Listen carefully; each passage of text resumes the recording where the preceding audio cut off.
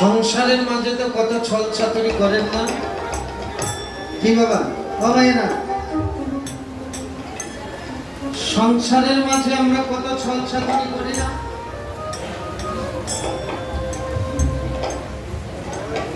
তবে এই ছল ছাতুরিটা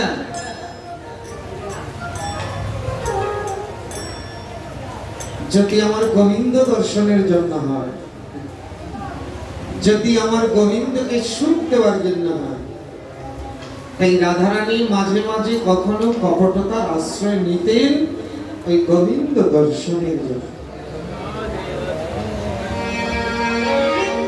গোবিন্দ দর্শন করার জন্য যতটুকু ছল ছাতুরি করার প্রয়োজন রাধারানী এবং সতীগণ করতেন। তাই রাধারানী আমার আজ জটিলার মন্দিরে নিভৃত কক্ষে বসে বসে গোবিন্দের কথা চিন্তা করিতেছ। এদিকে গোবিন্দ সকালবেলা গোষ্ঠী গিয়েছিল, গোবিন্দ সকালবেলা গোষ্ঠী গিয়েছিল।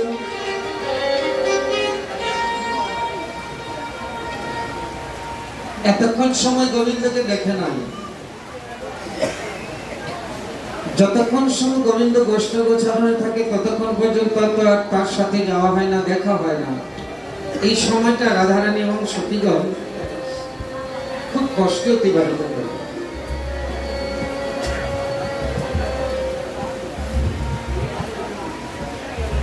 রাধারানী একা একা জটিলার মন্দিরে বসা, মনে ভাবছে কি করি, সখীরা কেউ নাই।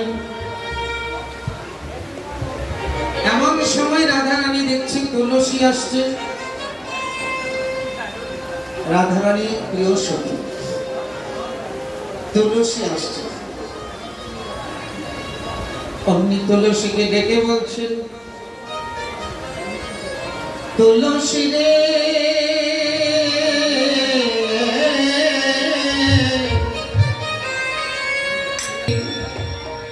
কহে মধুর কথা,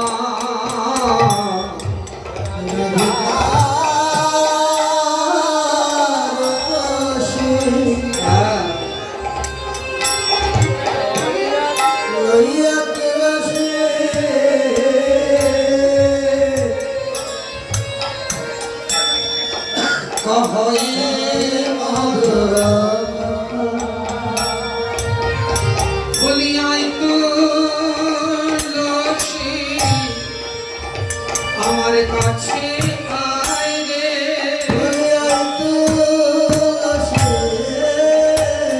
আমার কাছে আয় রে, বলিয়ায় তুলসী আমার কাছে আয় রে, বলিয়ায় তুলসী আমার কাছে আয় রে। দুটি মনের কথা বলবো তোরে, আই তুলসী আমার কাছে আয় রে, মধুর কথা বলবো তোরে, আই তুলসী আমার কাছে আয় রে। দুটি মধুর কথা বলবো তোরে, তুলসী আমার কাছে আয় রে। দুটি মধুর কথা বলবো তোরে, আয় তুলসী আমার কাছে আয়। বলি মধুর কথা কৃষ্ণ কথা, বলি মধুর কথা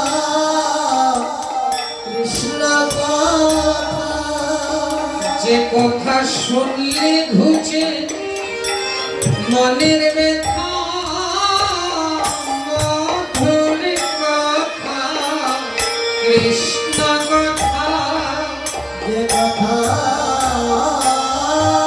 শুনলে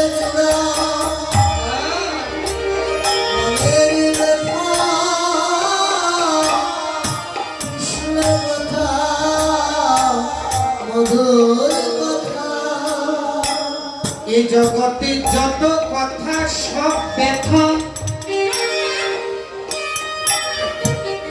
এই জগতের যত কথা সব ব্যথা, একমাত্র কৃষ্ণ কথাই যে মধুর কথা, একমাত্র কৃষ্ণ কথাই যে মনের ব্যথা জুড়ায়।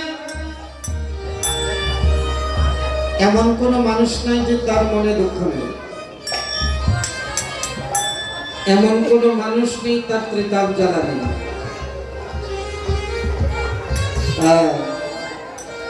তাহলে ত্রিতাপ জ্বালা কিসে মুক্তি পাবে? বলি গৌর গোবিন্দের লীলা শোনো, হরি কথা শোনো, এত আনন্দ পাবে।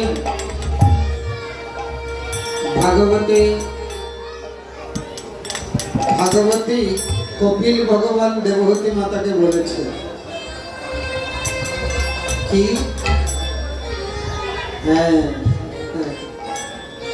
সতাং প্রসঙ্গার মম বীর্য সংবিদো ভবন্তি ভিৎকর্ণ রসায়নঃ ততঃ।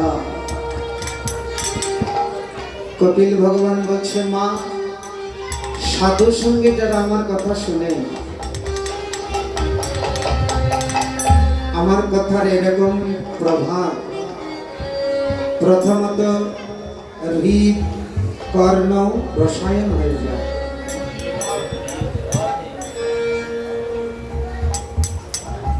আমাদের প্রাচীন চিকিৎসা পদ্ধতি আর বর্তমান চিকিৎসা পদ্ধতি মিলিয়ে তিনটি চিকিৎসা পদ্ধতি প্রধান। সর্বপ্রাচীন হয়েছে আয়ুর্বেদ চিকিৎসা, তাই না বলো? তারপরে আসলো এলোপ্যাথি, হোমিওপ্যাথি। এই তো তিনটা চিকিৎসায় বর্তমানে চলছে, কিন্তু আয়ুর্বেদিক আস্তে আস্তে কমে যাচ্ছে। আয়ুর্বেদিক কি করে? গোড়া থেকে রোগ সারায়। আর হোমিওপ্যাথি অতি শীঘ্র রোগ সারায়, কিন্তু জ্বরটা রয়ে যায়। হোমিওপ্যাথি ধীরে ধীরে কমে, কিন্তু গোড়া থেকে রোগ সারায়। আয়ুর্বেদিক ঔষধ খেতে বড় অসুবিধা, খেতে বড় একেবারেই নিরস, কিন্তু রোগ সারায়। এলোপ্যাথিক তাড়াতাড়ি রোগ সারায়, কিন্তু গোড়াটা থেকে যায়। এক রোগের জন্য খেলে আরো 3 রোগ বাড়ে। আর হোমিওপ্যাথিক এমন একটা ঔষধ, খেতেও মিঠা লাগে, রোগও গোড়ার থেকে সারে। তো এই হরি কথা এমনই আমাদের ভবরোগের ঔষধ। হরি বল, হরি বল। এমন ঔষধ আমাদের খেতে হবে, খেতেও ভালো লাগে, রোগও সারে। তো আমরা জন্ম জন্মান্তরের ভবরোগের রোগী, রোগটা যায় না বলে ঔষধ খাওয়া। ঔষধটা কি? বলে হরি কথা শ্রবণ করো, হরি কথা কীর্তন করো। এই হরিনাম সংকীর্তন এমনই ভবরোগের মহৌষধ, খেতেও মিঠা লাগে, আবার রোগও সারে। এই দেখুন, যারা যারা এখন পর্যন্ত হরি নামে মন লাগেনি, হরি ভজনে মন লাগেনি, মানে এখনো আপনারা রোগী। যাদের এখনো হরি নামে হরি কথায় মন লাগে না, সংসারের স্ত্রী পুত্র ছেলে মেয়ে আত্মীয় স্বজন ভালো লাগে, মানে এখনো রোগী। হ্যাঁ, আর হরি নামে হরি কথায় যদি কারো মন লেগে গেছে,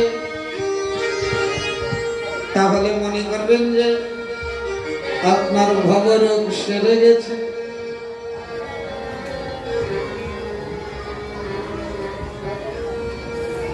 মহান্তের স্বভাব হয় তারিতে পামর নিজ কার্য নয় তবু যায় তার ঘর। মহান্ত মহারাজের আগমন সবাই তুলধ্বনি হরিধ্বনি করে বলে নিতাই গৌর সীতানাথ প্রেমানন্দে হরি হরি বল।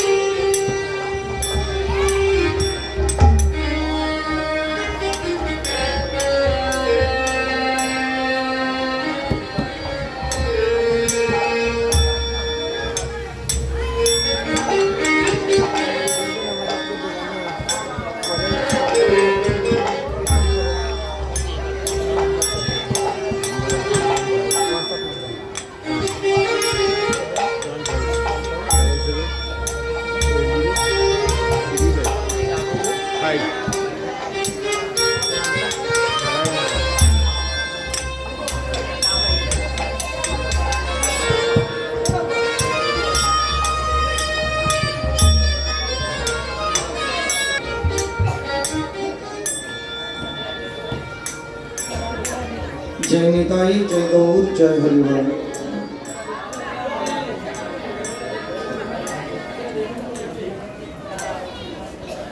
রাধারানী তুলসীকে ডেকে বলছেন,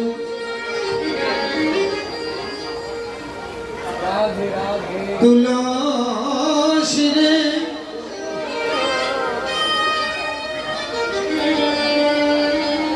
তুই আমার কাছে এসে দুটি মধুর কথা শুনে যা।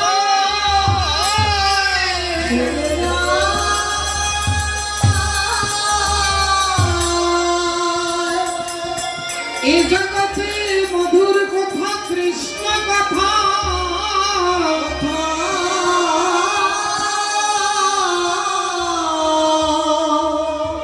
যে কথা শুনলে জীবের মনের ব্যথা জুড়ে।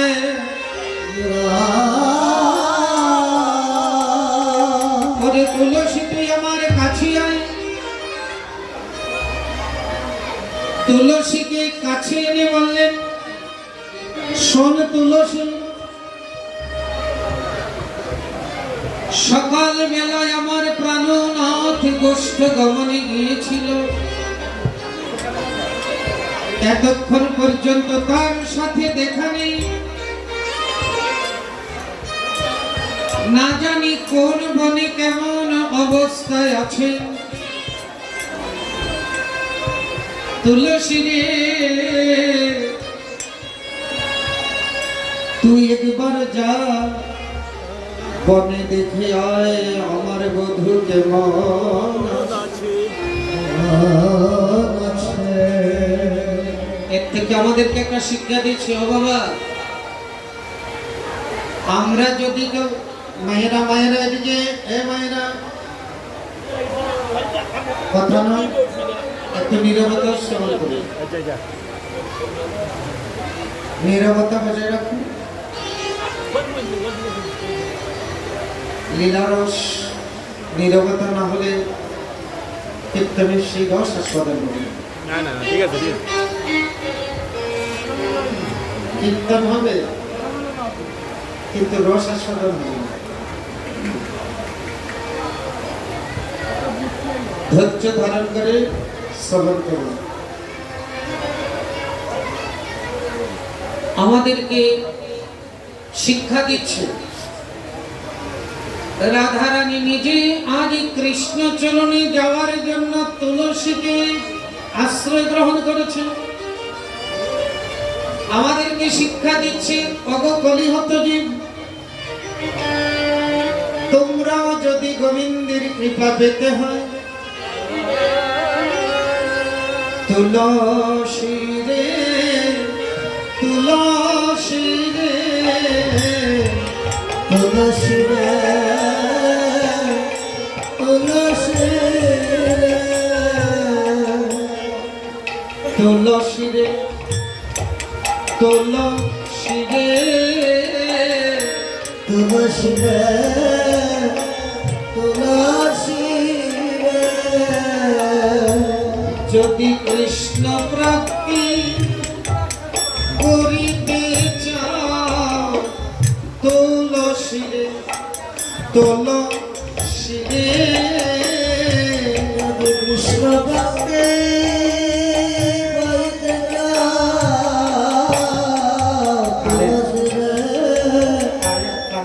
তুলসী যদি কৃষ্ণ প্রাপ্তি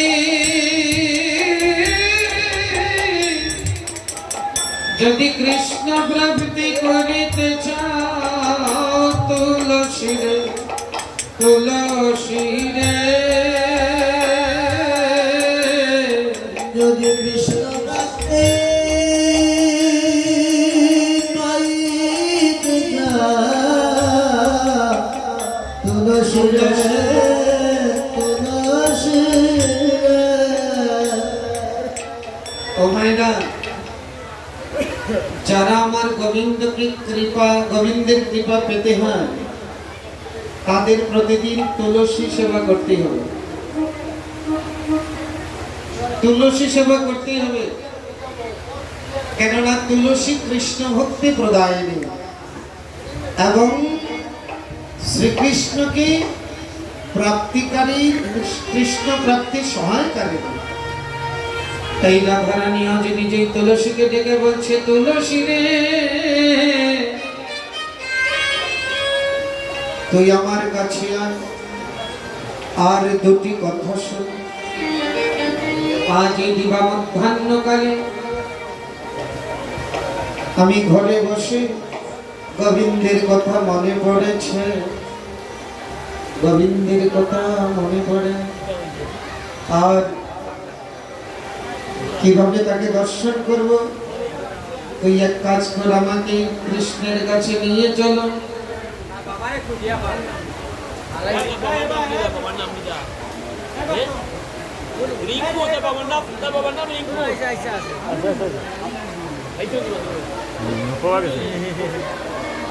জানি ভাই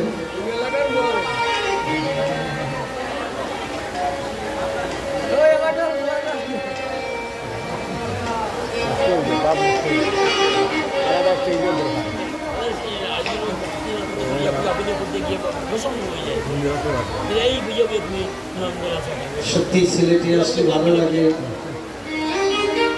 আমরা যারা অনেকেই কীর্তন করি, আমরা কীর্তনিয়ারা কীর্তন শুনি না, এটা আমাদের সবচেয়ে বদ অভ্যাস, খারাপ অভ্যাস। কিন্তু দেখুন একজন কীর্তনীয় হয়ে উনি আসছে কীর্তন শুনতে। সত্যি একই বলা হয় দৈন্যতা, একই বলা হয় বৈষ্ণবতা। কেননা শাস্ত্রে আছে দেবর্ষি নারদ নিজেই ভাগবতের গুরু, কিন্তু সুখদেব গোস্বামী যখন ওই ভাগবত কথা বলছিলেন, দেবর্ষি নারদ নিজে শ্রোতা হয়ে বসে গেছে। দেখলেন কি লীলা! ভাগবতের পরম্পরায়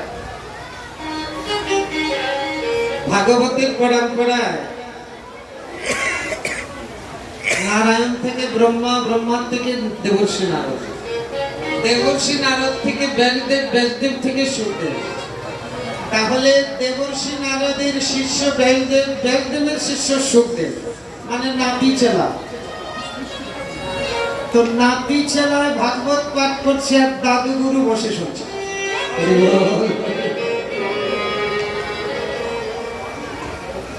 অর্থাৎ আমাদেরকে শিক্ষা দিচ্ছে, তুমি যতই ভাগবত জানো, যেখানে ভাগবত কথা হবে সেখানে বসে তুমিও শোনো।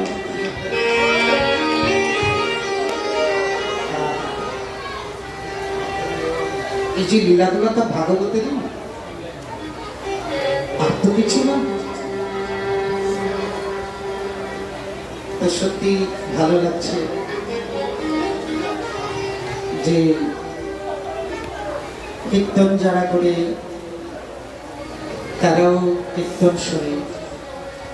এটা কিন্তু এতে প্রমাণ দেয় কি যে মনে কোনো অহংকার নেই। এই কিছুক্ষণ আগে আমি আসরে আসার আগে আপনাদের মাগুরার থেকে যে কি যেন নাম, সুজাতা দাস, সুজাতা মহন্ত, সেও গিয়েছিল এ দাসের কাছে। খুব ভালো লাগলো। এখানে কি মানে নিরভিমানিতা, মানে অভিমান শূন্যতা প্রমাণ হয়। কিন্তু আপনাদের মধ্যে তো অভিমান শূন্যতা দিচ্ছি, কিন্তু এ দাসের কাছে তো অভিমান রয়েছে। এই দাস এখন অভিমান শূন্য হতে পারছে না। যাই হোক, আমরা লীলাতে যাব। রাধা গোবিন্দের লীলা, এই যে বর্তমান লীলাটা পরিবেশিত হচ্ছে, এখানে দাস্য নেই, সখ্য নেই, বাৎসল্যও নেই, শুধু মধুর রসের লীলা। যেমন কৃষ্ণ লীলাতে সখ্য বাৎসল্য মেলা মিশ্রিত, সখ্য বাৎসল্য মিশ্রিত। এরপরে যে ফেরত গোষ্ঠ, সেখানেও সখ্য বাৎসল্য মিশ্রিত, একটু মধুর লীলার স্পর্শ। কিন্তু এই মধ্যাহ্নকালী লীলা সম্পূর্ণ মধুর লীলা। একমাত্র রাধা রানী, সখীগণ আর গোবিন্দ, মুখ্যত রাধা রানী। রাধা রানী আমার ললিত বৃন্দা তুলসীকে ডেকে বলছে, তুলসী রে ও তুলসী, আজ দিবা মধ্যাহ্নকালে আমার গোবিন্দ দর্শনের প্রবল লালসা জেগেছে। আমি যে আর সইতে পারছি না, তাই একমাত্র তোকেই আশ্রয় করলাম। রাধিকা রূপসী লইয়া তুলসী, কহে মধুর কথা। রাধিকা রূপসী লইয়া তুলসী, কহে মধুর কথা। আরে কাননে গমন প্রাণ হয়ে শোনাও, তুলসী রে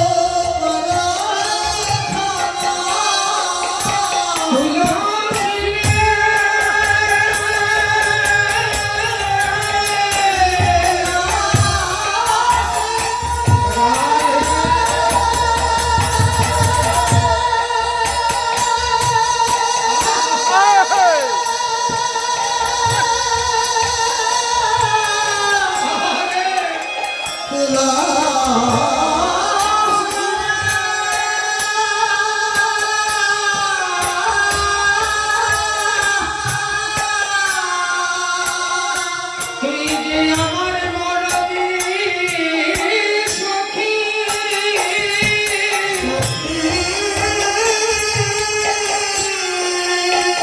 এখন দিবা মধ্যাহ্নকালে,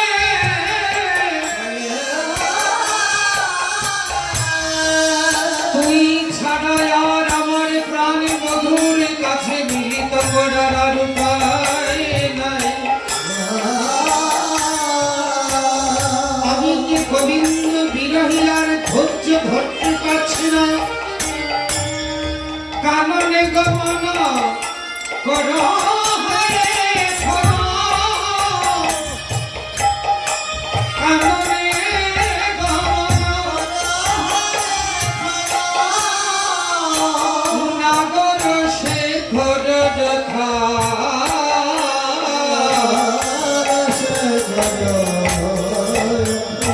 তুলসী রে সকাল বেলা গোবিন্দ কোঠে গিয়েছিল, আগে তো বেলা হয়ে গেল, এখনো তার কোনো খবর পাচ্ছি না। তুলসী রে তোকে অনুনয় বিনয় করে বলছি তুলসী রে, তুই একবার যা, বলি যা তুলসী, একবার দেখি আগে তুলসী আর ফিরে আয়, যা তুলসী একবার দেখি আয় রে, তুলসী একবার দেখে আয়, আমার প্রাণ বধুয়া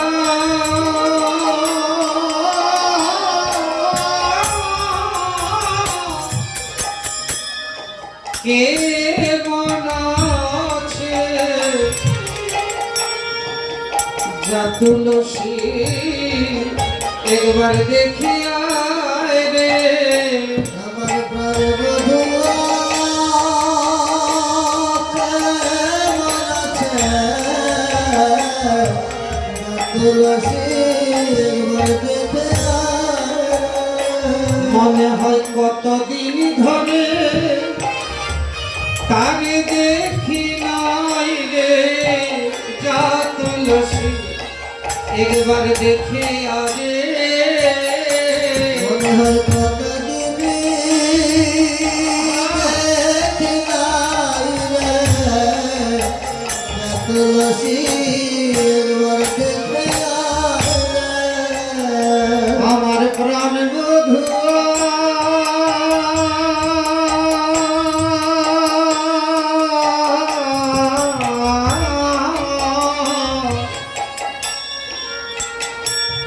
কেমন আছে, যা তুলসী একবার দেখে আগে, আমার প্রাণ বধুয়া কেমন আছে, তুলসী একবার দেখে তুলসী রে আমার বধূকে একবার দেখে কেমন আছে, কিন্তু সাবধান শোন তুলসী, তুই যাবি যে এই জগতে যারা আমার গোবিন্দের কাছে যায় তুলসী, যারা একবার আমার গোবিন্দকে দর্শন করে তাদের পিছনের কথা ভুলে যায় রে, ফুলের কথা ভুলে যায় রে, তাদের পিছনের কথা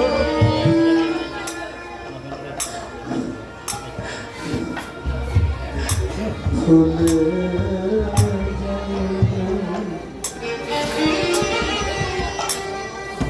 তাদের পিছনের কথা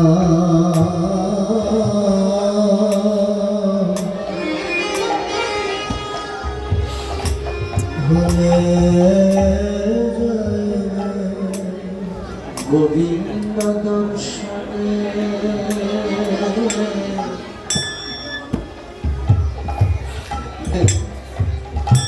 গোবিন্দ দর্শন হলে পরে তাদের পিছনের কথা ভুলে যায়, গোবিন্দ দর্শন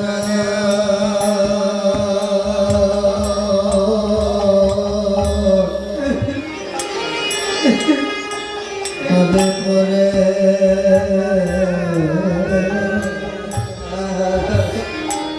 পিছনের কথা ভুলে তুলসী রে, তুইও যদি আমার গোবিন্দের কথা গোবিন্দের কাছে যাস, গোবিন্দ দর্শন করার পরে যেন আমার কথা ভুলে যাস না। যেন আমার কথা ভুলে যাস না। যেন আমার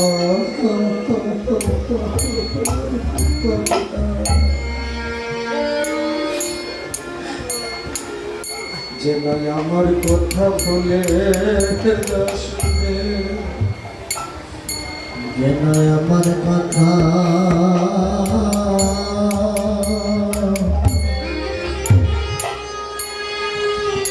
ভুলে যাস না। কৃষ্ণ দর্শন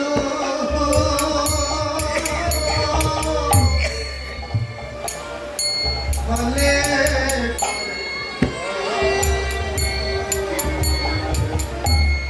যেন আমার কথা ভুলে যাস না। কৃষ্ণ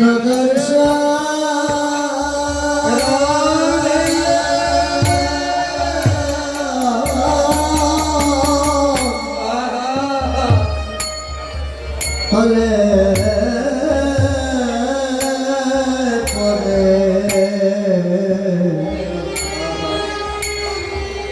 শুধু আমার কথা ভুলে যাস না। বলে যা তুলসী একবার জেনে রে যত আসে একবার জেনে আয়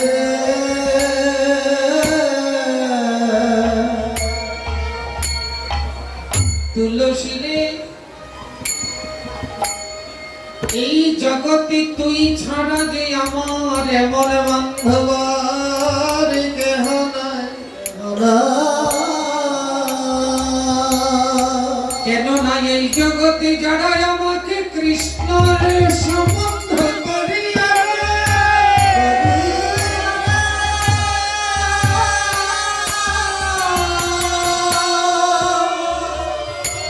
এই জগতে তো সবাই আত্মীয় স্বজন রক্তের সম্পর্ক।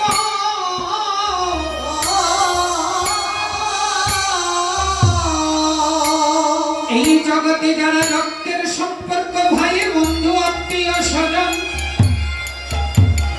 তারা তো আমাকে কৃষ্ণ ভজন থেকে দূরে নিয়ে যায়।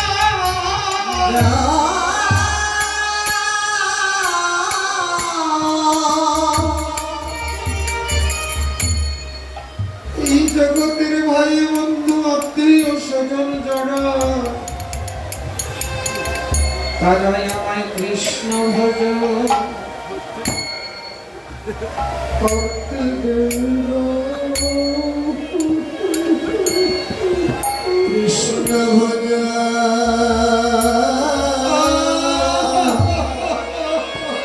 করতে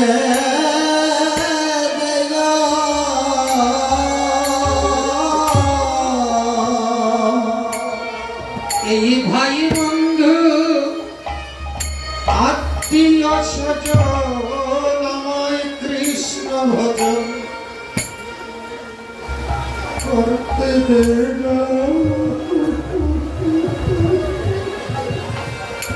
ভাই বন্ধু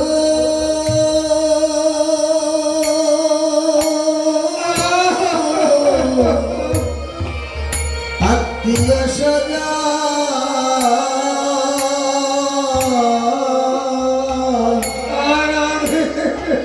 আমার কৃষ্ণ ভজন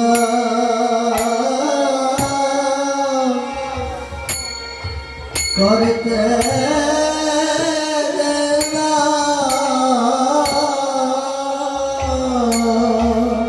এই মায়ার জগতে যারা আত্মীয় তারাই আমাকে কৃষ্ণ ভজন করতে দেয় না।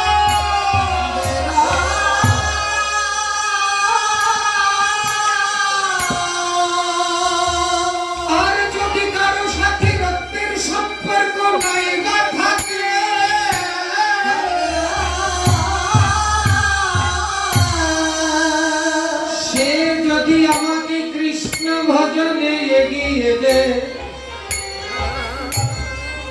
যদি আমার কৃষ্ণের কাছে পৌঁছায় দেন তারে মতো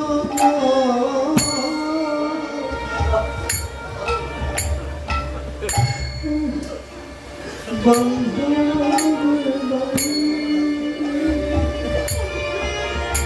কর্ম করা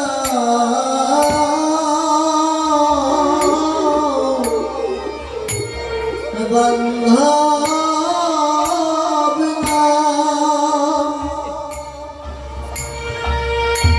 যে জন আমায় কৃষ্ণ চরণে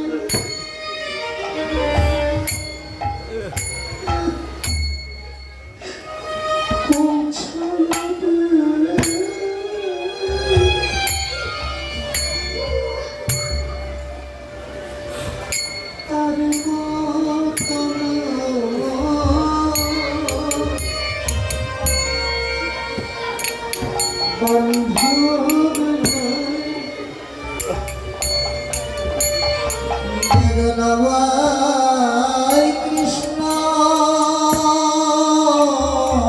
চরণে পৌঁছায়া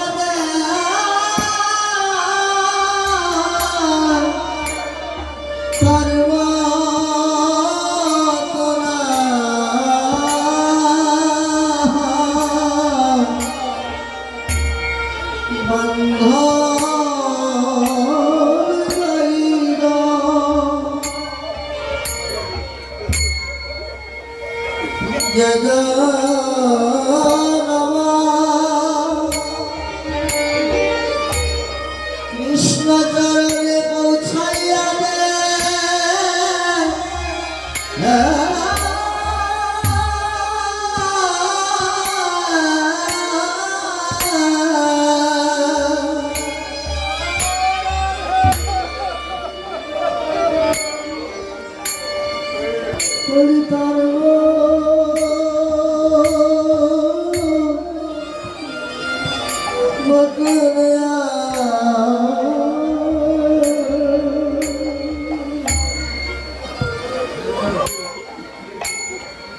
আরে বন্ধ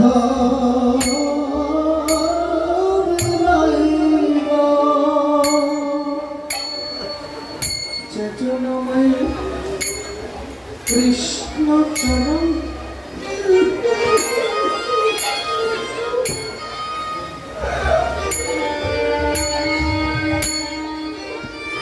কৃষ্ণ চরণ মিলিয়ে রে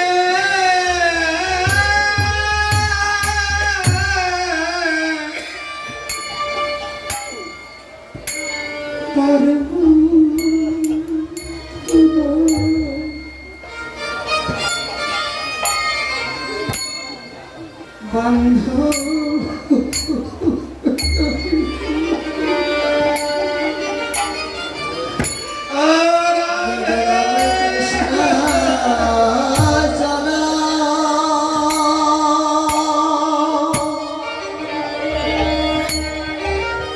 কৃষ্ণ চরণ মিলিয়ে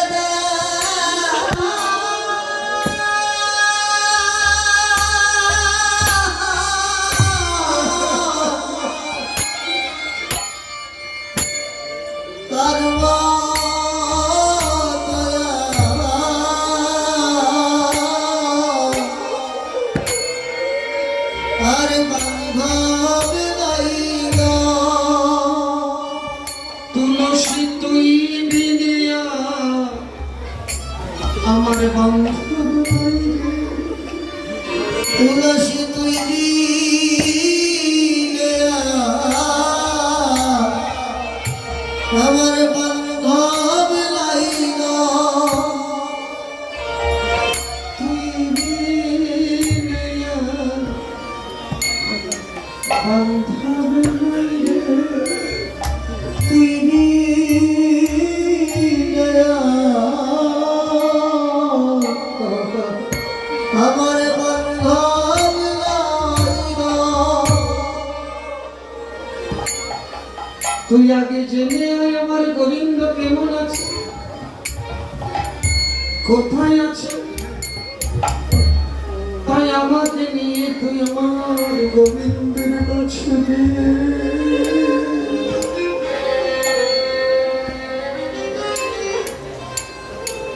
তুলসী বলছে রাধে তোমাকে কৃষ্ণ প্রাপ্তি করাতে আমার যা যা দরকার হয় আমি সবই করব, কিন্তু রাধে আমি যাচ্ছি আমার গোবিন্দের অন্বেষণে, তবে যাওয়ার পূর্বে তুই আমায় একটু কৃপা কর। ওগো রাধে আমি কৃষ্ণ দর্শনে অন্বেষণে যাব, বলি দে দে রাধে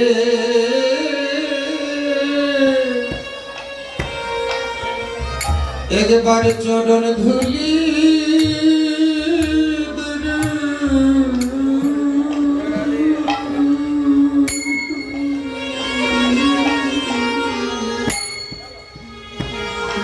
দে রাধে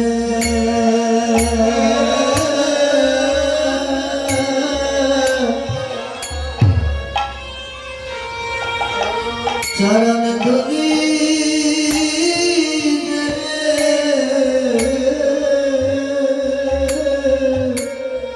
আমি কৃষ্ণ দর্শনে যাব,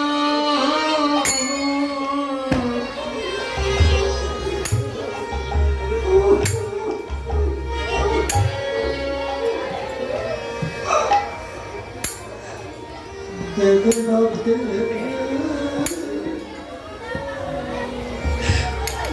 চরণ ধুলি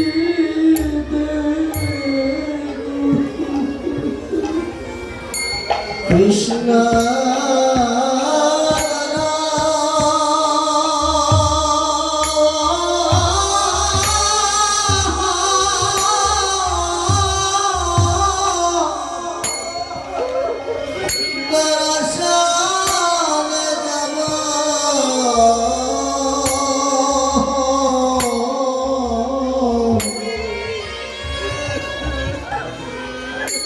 দেব রাধে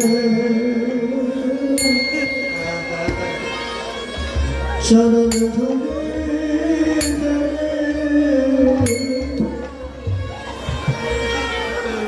আমাদেরকে শিক্ষা দিচ্ছে যদি কেউ একেবারে কৃষ্ণ কৃপা পেতে চাও,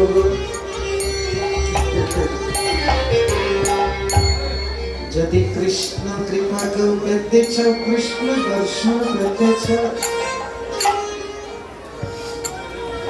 তাহলে রাধার চরণ ধুলি অঙ্গে মাখো, আমার চরণ ধুলি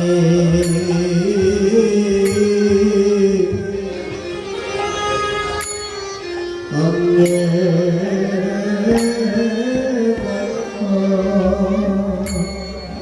রাধারানীর চরণের ধুলি অঙ্গে তুলসী চলছে, তুলসী চলছে, কিছু দূর গেছে আবার রাধে বলছে তুলসী দাঁড়া।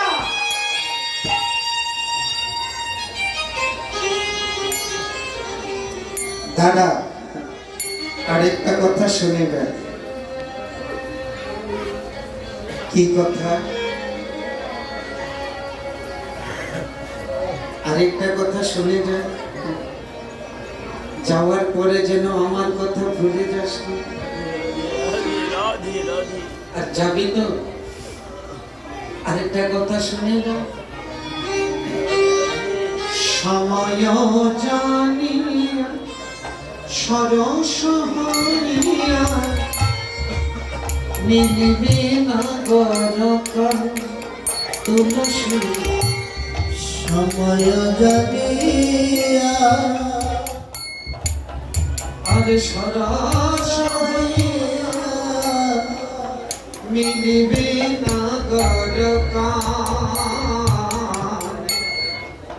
সময় জানিয়া সরস হইয়া মিলিবে না দরকার। সময় বুঝে গোবিন্দের সাথে মিলিতে হবে।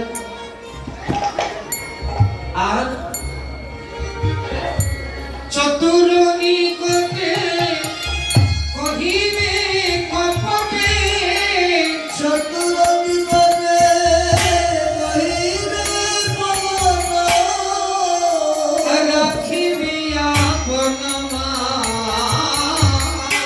রাখিবে আপন মান।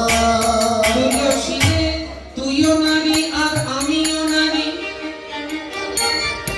আমি তোকে পাঠাইতেছি বলে তুই যেন একেবারে নারীর মানে বিলিয়ে দিস না।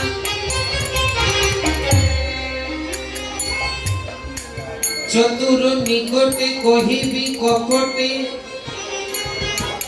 রাখিবি আপন মান, যেন নারীর মান বিলিয়ে যায় না। রাখিবি আপন মান। আর রাখিবে আপন মান।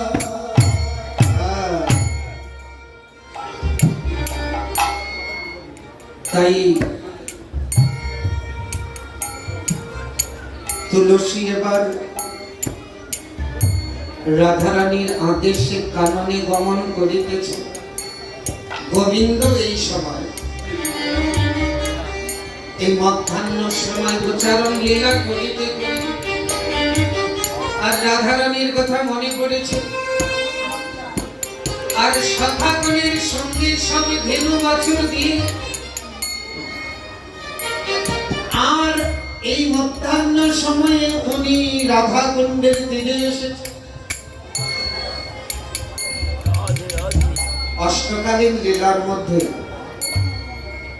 এই যে মধ্যাহ্ন লীলা প্রায় 6 ঘন্টা সময়।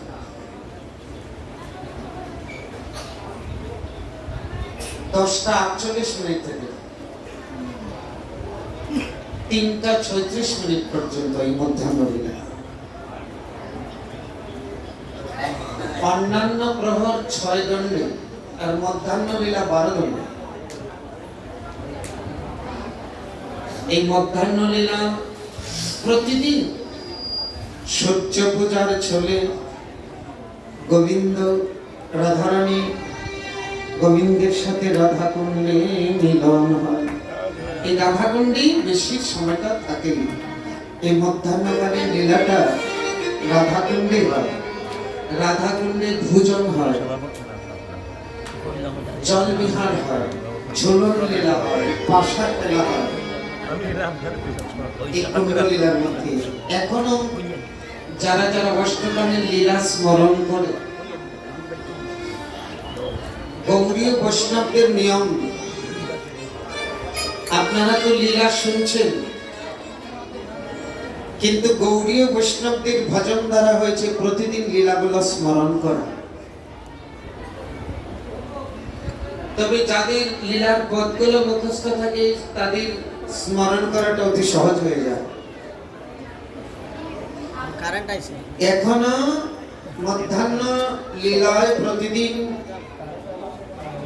প্রতিদিন আমার যারা গৌর গোবিন্দ অনুরাগী ভক্ত, যারা গৌরীয় বৈষ্ণব, গৌরীয় ভাবধারায় যারা ভজন করে, তারা মঞ্জরি স্বরূপে এখনো প্রতিদিন এই লীলা দর্শন করে স্মরণ করে।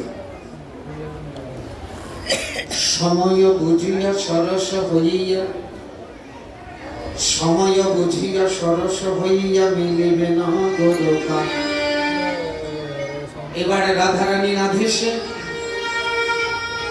তুলসী উলসী মনেতে হরসী চলিলা রায়ের বলে। তুলসী তুলসী চলিলা রায়ের বলে। তুলসী যাচ্ছে রাধারানীর আদেশে। আর কর্পুল কম্বল লয়ে ফোলা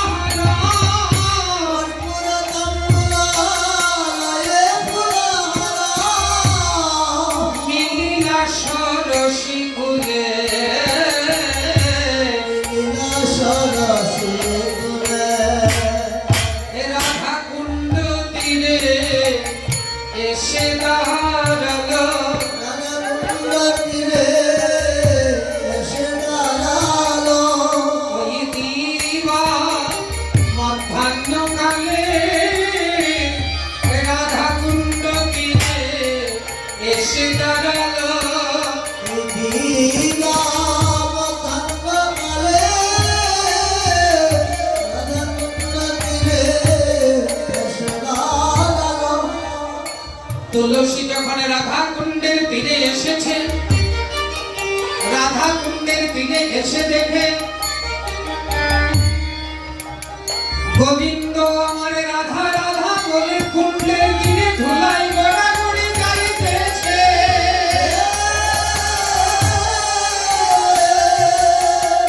রাধা রানী যেমন গোবিন্দ গোবিন্দ বলে গৃহে বসে কাঁদিতেছে। আমার গোবিন্দ রাধা কুণ্ডের তীরে বসে রাধে রাধে বলে কাঁদিতেছে, আর ধুলায় গড়াগড়ি দিচ্ছে। তুলসী যখন গোবিন্দকে দেখেছে রাধে রাধে বলে ধুলায় গড়াগড়ি দিচ্ছে, প্রথম ডাকতে চেয়েছিলেন কিন্তু রাধারানীর কথা মনে পড়েছে। চতুর নিকটে কহিবে কপটে, না না আমি আগে তার সাথে কথা বলবো না। রাধারানীর কথা মনে করে আর তুলসী গোবিন্দকে দেখেও যেন না দেখার ভান করে, উনি অন্যদিকে চলছে, মনে হচ্ছে যেন উনি অন্য কোনো কাজে আসছে। গোবিন্দ ধুলায় গড়াগড়ি দিতে দিতে হঠাৎ দেখছে তুলসীকে। তুলসীকে যখন দেখেছে গোবিন্দ ধুলায় গড়াগড়ি দিয়ে উঠেছে, আর ধুলা চেপে তুলসীকে ডাকছে, তুলসী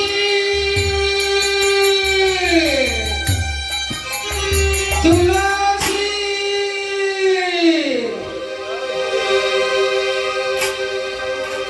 তুলসী শুনছে কিন্তু জবাব দিচ্ছে না, শুনেও না শোনার ভান করছে। আবার ডাকছি, ও তুলসী, শুনছে না। আবার ডাকছি, ও তুলসী, শুনছে না। শুনছে না শোনার ভান করছে। এমনি গোবিন্দ দৌড়ে গিয়ে তুলসীর সামনে বলছে, ও তুলসী। কে? ও গোবিন্দ, তুমি? তোমাকে এত করে ডাকছি, তুমি শুনছো না? আমাকে ডেকেছো? হ্যাঁ ডেকেছি। ও গোবিন্দ, কয়বার ডেকেছো? অনেকবার ডেকেছি। আচ্ছা গোবিন্দ, কেউ ডাকলে যদি না শুনে তার কেমন লাগে? খুব খারাপ লাগে। গোবিন্দ, আমিও তোমাকে বোঝাতে চেয়েছি,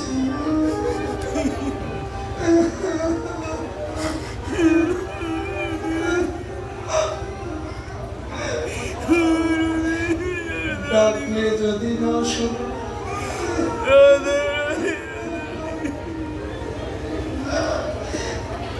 এ জগতে কত ভক্ত ঘর বাড়ি পরিবার ছেড়ে তোমাকে কত জীবনে জীবনে ধরে ডাকে,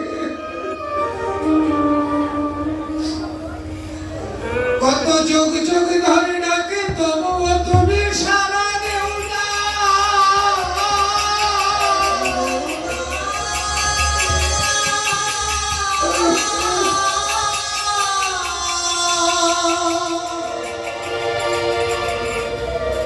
তুমি আমাকে দু চারবার ডাকাতে না শোনাতে তোমার মনে কত কষ্ট।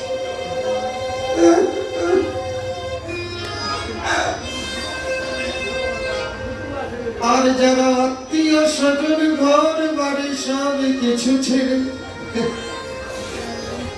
তোমাকে কত জীবন জীবন যুগ যুগ ধরে ডাকে,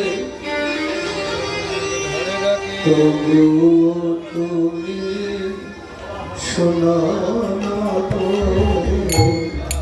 তবুও তুমি শোনো না। কত যুগ যুগ ধরে ডাকে,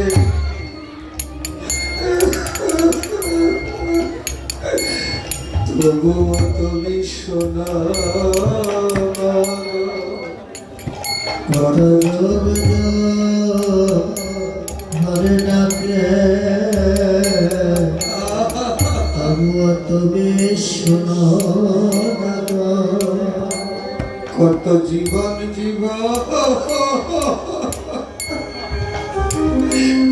ধরে ডাকে তবুও তুমি শোনো না গো। কত জীবন ধরে ডাকে তবুও তুমি শোনো না গো। তারা চোখের জলে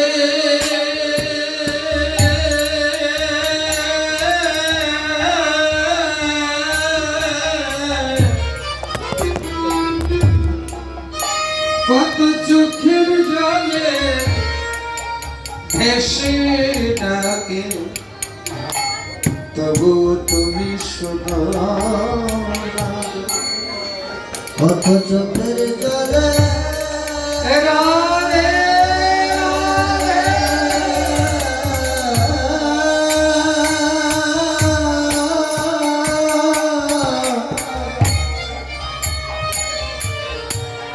ভেসে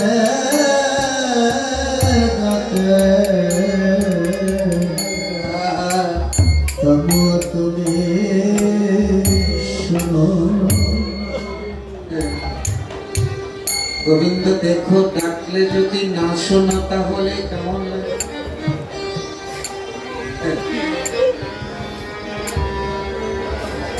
এই দেখুন,